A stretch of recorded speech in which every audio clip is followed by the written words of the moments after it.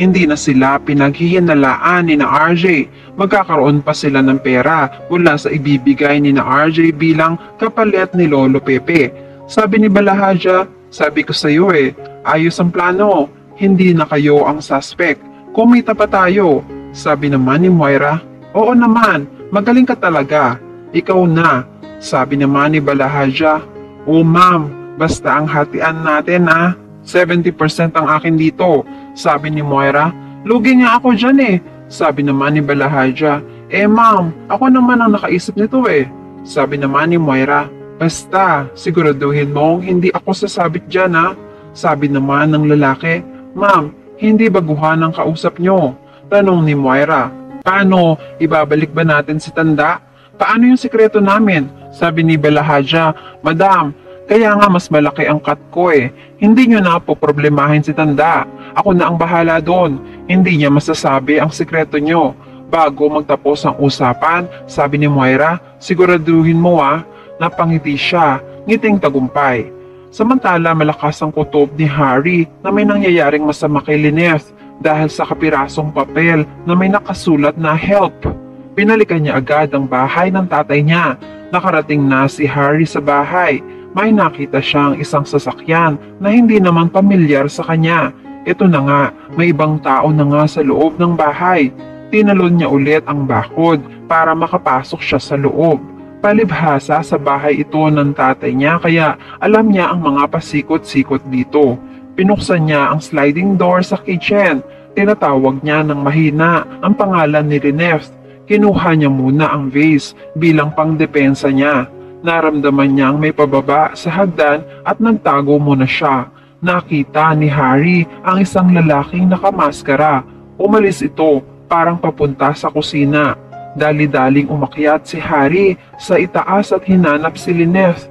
Samantala, nasa kwarto si Lynette kung saan andito ang mga gamit ni Annalyn. Nag-aaway sila ng lalaki dahil pinakikialaman ang uniform ni Annalyn at inaamoy. Nababastusan si Lynette kaya inagaw niya. Nasampal niya ang lalaki pero nagalit sa kanya ang lalaki. Pinagbantaan na siya. Sabi ng lalaki, namimihasa ka na Mukha lang ako mabait pero wag mo ako sasagarin. Baka hindi ka na makita ng pamilya mo.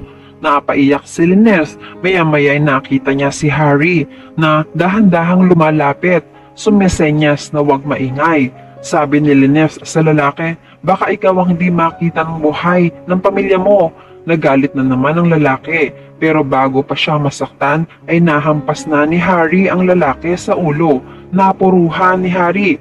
Nawalan agad ng malay ang lalaki. Agad hinila at nilabas ni Harry si Lynette. Okay lang po kayo? Hindi ba kayo nasaktan? Hindi pa man sila nakakababa ay nakasalubong na sila ng isa pang lalaking nakamaskara. Nagulat sina Harry at Lynette. Takot na takot sila. Palibhasa may baril ang lalaki. Walang nagawa si Harry kung hindi ang isuko ang kaligtasan nila. Kinuha si Harry ni Dax at binugbog. Samantala, nagbilin si Balahaja sa mga taong nakamaskara. Sabi niya, Dax, kukuhanin mo ang pera. Kailangan pagkakuha mo ng pera, dispatchahin mo na yan. Tinutukoy niya ay si Harry. Sagot naman ni Dax, tatapusin ko na to para makapunta na ako dyan. Maririnig naman ni Lynette ang pinag-uusapan ni Dax at taong kausap sa telepono.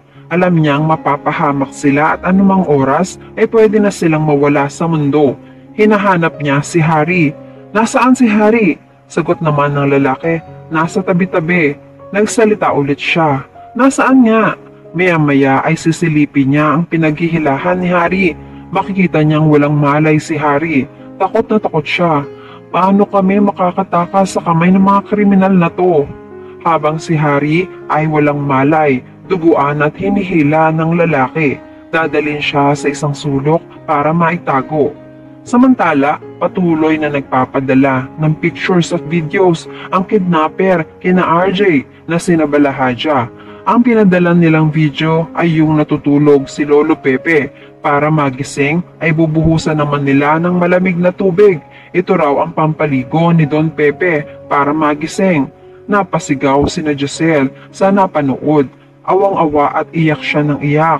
Napanood rin ito ni na RJ at Annalyn. Samantala, susunugin naman ni Moira ang ebidensya ni Don Pepe. Galit na galit si Moira kay Don Pepe.